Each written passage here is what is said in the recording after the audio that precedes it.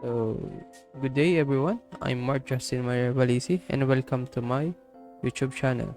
For today's video, gagawin naman natin is yung simple response system and game over widget.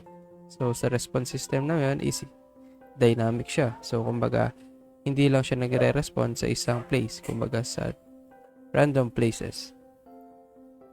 So, pakita na natin.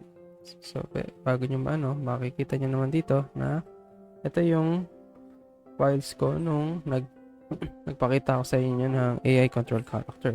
So, dito ko na lang din ginawa para hindi na ako gumawa ng panibagong project. So, ako ng BP Explosive Barrel, kumbaga hindi siya maging simple lang na magpe-press ka lang ng key para that animation or magraragdal yung player. So, play naman na natin. So, ayan, makikita nyo. Ayan lang ang simple main menu ko. So, lagay muna natin quit. Okay, gagana. So, pag pinlay natin, makikita nyo na nandito na ako. So, makikita nyo na may environment ako. So, yung environment na yan is galing sa Pub Online. So, isa siyang marketplace ng Unreal Engine. Kasama niya tong barrel na model na yan. So, itong character naman natin is from Mixamo. Dinownload ko siya. Free lang siya. Para magamit ko or mapa-demo ko sa inyo. Para hindi lang simple yung demo ko sa inyo about response system and game over widget. So, pag nag-collide tayo dito, is sasabog siya. Kita niyo.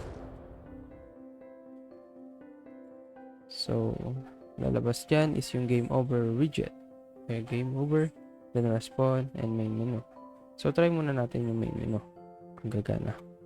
So, yan. Pagkapasok ng main menu, papasok tayo sa play, or pagkapindot ng main menu button, pupunta na tayo sa main menu. So, play natin ulit. So, bumalik lang ulit tayo dito.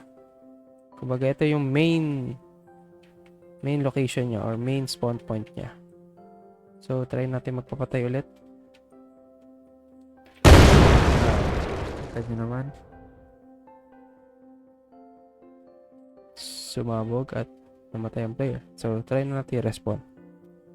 So, ayan. Makita nyo, nag-respawn siya sa different place. So, hanap tayo ng barrel.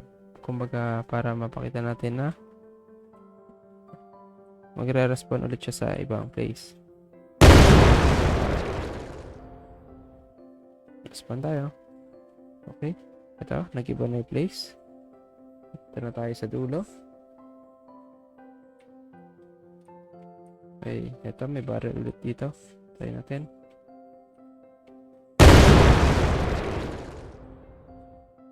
Respawn natin. So, ito na tayo dito. So, hanap lang ulit tayo na barrel. Ayun, meron ulit. Respawn. Ulit tayo. Then, pumunta ulit tayo dito. Balik ulit tayo dito. Kumbaga, randomizer kasi siya. So, kumbaga, kung ano yung lumabas sa array, is ayun din yung ano niya. Okay, napunta na tayo dito.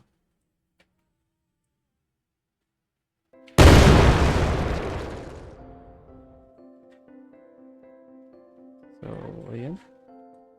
Tingin ko, napunta na lahat natin ng respawn. Yan. Okay, bumalik lang ulit tayo dito.